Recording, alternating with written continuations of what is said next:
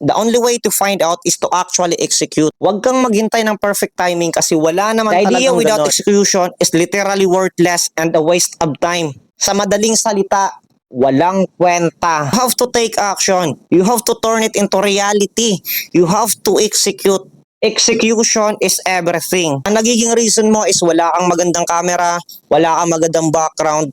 Fuck that shit. Nagbebenta ka ng product, hindi ka nakikipagpagandahan ng buhay sa iba. Nahihiya ka kasi pakiramdam mo hindi ka naman maganda or hindi ka naman magaling magsalita.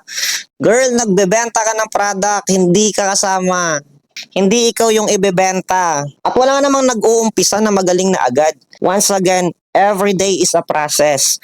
Kung hindi ka magaling sa ngayon, hindi ka na bagagawa. Hindi ka talaga gagaling kung wala ka namang gagawing action. Alam kong madami kang alam at marami kang idea, takot ka lang gawin. Takot kang magkamali. Pero alam mo ba kung kailan yung best time para magkamali ka? Ngayon na mismo. Ngayong nag-uumpisa ka pa lang, kung saan wala pang gaanong nakakakilala sa'yo, baka nga pag nagkamali ka, hindi na nila yan mapansin. Kasi wala ka pa namang napapatunayan. Hindi pa naman nila nakikita na kumikita ka ng ganito kalaki sa loob ng isang buwan sa pagiging affiliate.